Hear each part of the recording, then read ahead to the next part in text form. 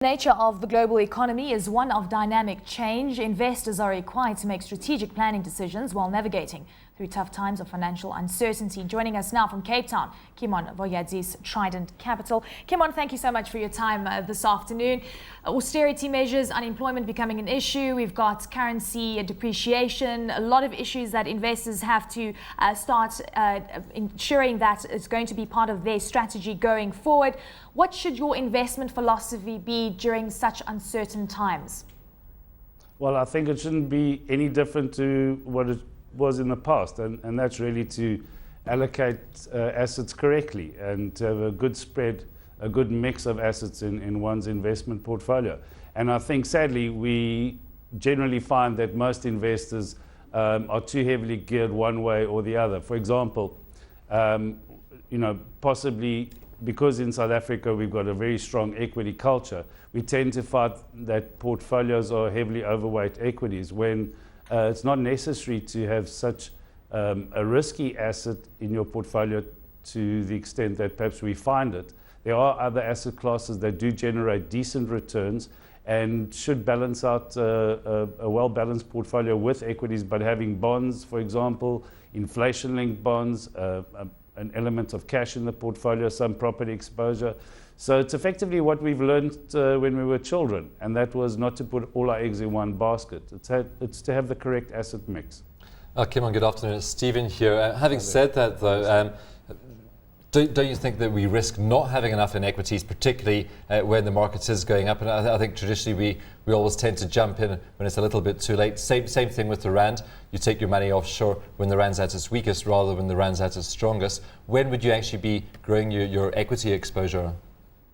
I think what's important is actually to adjust one's asset mix every 5 years, roughly. And just to give you an example, if you had to take myself close to 50 years old, my asset allocation should be more skewed towards fixed income products and others away from equities. So as a rule of thumb, what I like to do is take, say, my age and say that of that, 50% of my asset allocation will be away from equities.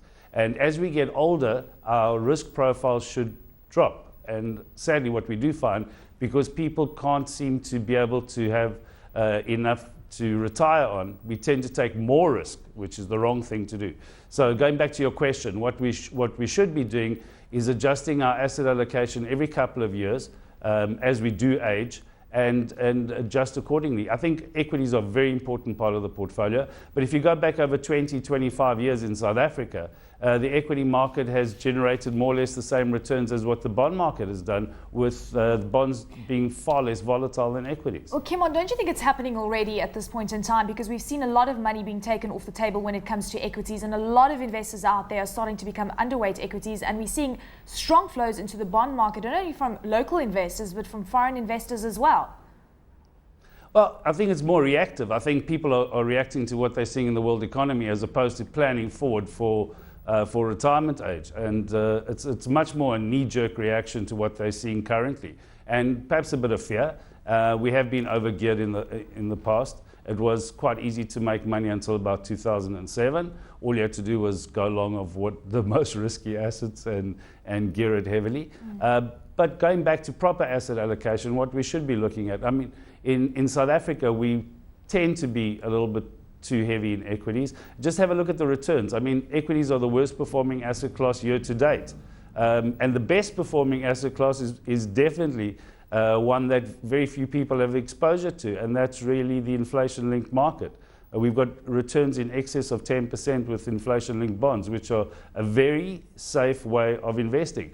Bear in mind, what are we trying to achieve when we invest in the markets at all? What we'd like to do at a point in time in the future is have a portfolio that has been beaten inflation and that preserves our purchasing power of our rand today for tomorrow.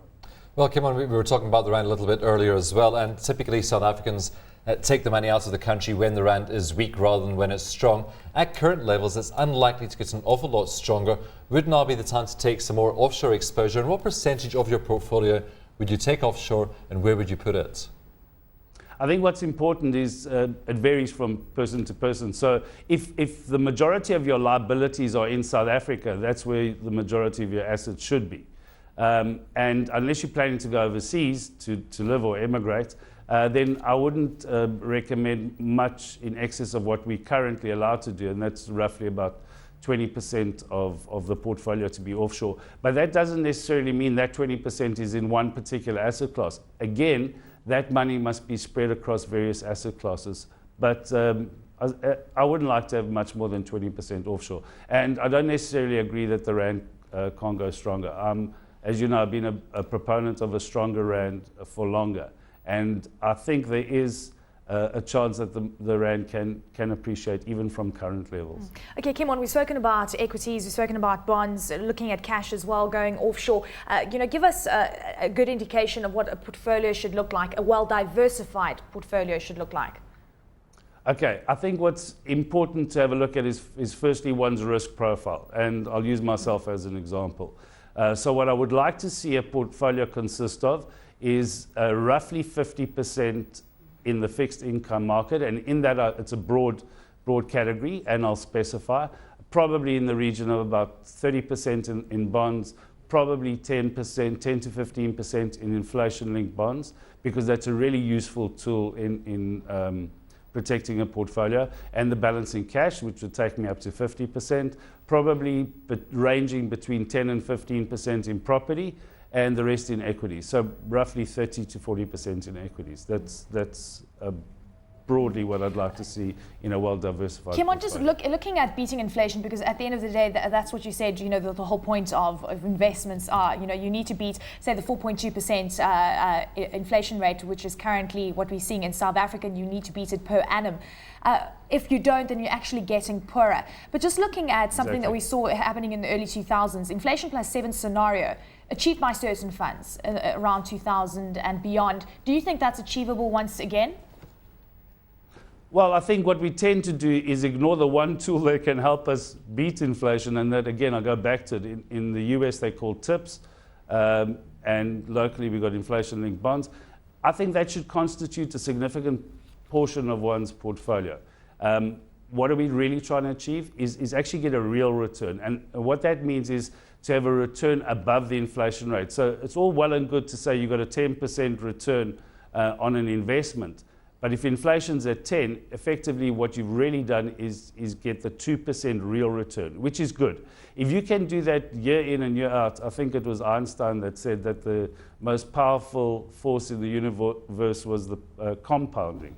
And that's really what we're trying to achieve. It's consistent returns, and it's okay to have a boring portfolio. I think what we tend to do is we get swept up in the emotion of equity investing, which is a good thing. I'm not anti-equities. I think equities are very good and they form a cornerstone of an investment portfolio, but we tend to rely on equities too much when we can achieve better, if not more stable returns by diversification.